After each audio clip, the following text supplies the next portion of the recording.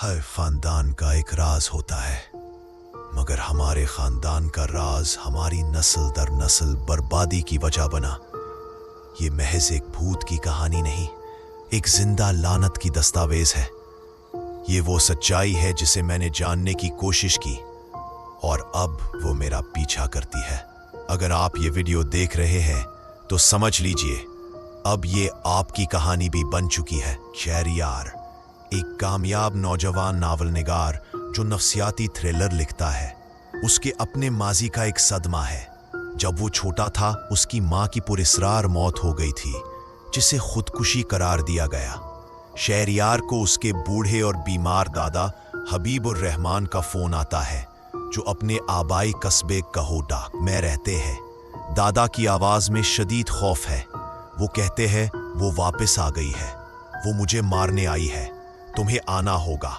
शहरियार अपनी गर्लफ्रेंड सना, एक अमली सोच रखने वाली डॉक्टर के साथ पुराने हवेली नुमा घर पहुंचता है। घर की वीरानी, पुराने नौकरों के डरे हुए चेहरे और दादा का खौफजदा रवैया फिजा घुमा देता है। शहरियार को रात को एक औरत के रोने की आवाज आती है। सना उसे हवा का शोर करार देती है। शहरियार को अपनी मरी हुई माँ की यादें परेशान करती हैं। शहरियार को दादा के कमरे में एक पुरानी ताले बंद अलमारी मिलती है।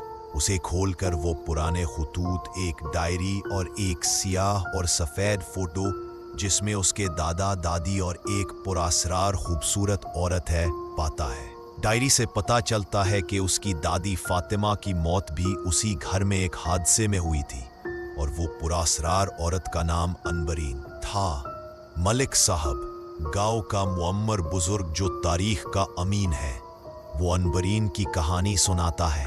एक नाचने वाली जो 50 साल पहले उस घर में आई थी और जिससे हबीबुर रहमान दादा के ताल्लुकात थे, उसकी भी पुरासरार मौत हो गई।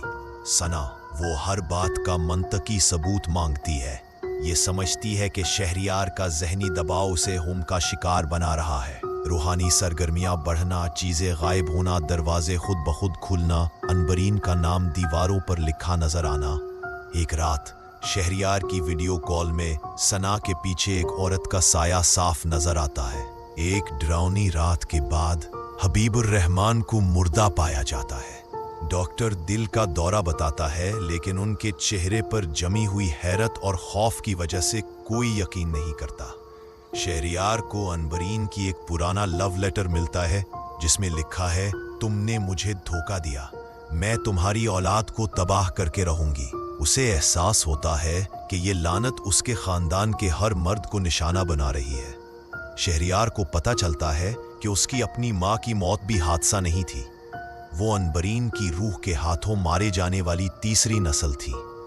मलक साहब बताते हैं कि अनबरीन की कोई कब्र नहीं है, उसकी रूह एक पुराने गुड़िया के साथ बंधी हुई है जो उस घर में कहीं छुपी है। शहरियार और सना घर की मुनहदम होती कोठरी में वो गुड़िया ढूंढते हैं। वहां अनबरीन की रूह मुकम्मल तौर पर जाहिर होती है और सना पर हमला करके उसे बेहोश कर देती है। शहरियार को समझ आती है कि अनबरीन को इंसाफ चाहिए। वो उसे अपने दादा के साथ होने वाले वादे खिलाफी की कहानी सुनाता है और माफी मांगता है। अनबरीन की रूह के जरिए फ्लैशबैक में दिखाया जाता है कि हबीबुर रहमान ने अनबरीन से शादी का वादा किया था, लेकिन जब वो हामिला हो गई तो उसे छोड़कर फातिमा से शादी कर ली। गुस्से और दुख में अनबरीन ने खुदकुशी कर ली और अपनी बच्ची को बगैर किसी के पेट में छोड़ गई। इस बच्ची की कब्र ढूंढता है जो इस घर के बागीचे में है और उसे मुनासिब तरीके से दफनाता है। वो अनबरीन से वादा करता है कि वो उसकी कहानी अपने अगले नावल में दुनिया के सामने लाएगा ताकि उसे इंसाफ मिल सके। अनबरीन की रूह सुकून पाकर गायब हो जाती है। घर का माहौल साफ हो जाता है।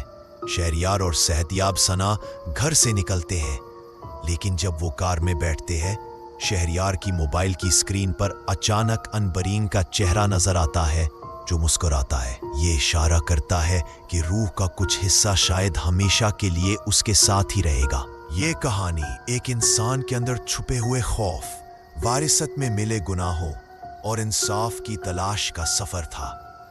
अनबरीन की इस दस्तावेज को बनाने में हमने बहुत मेहनत की है।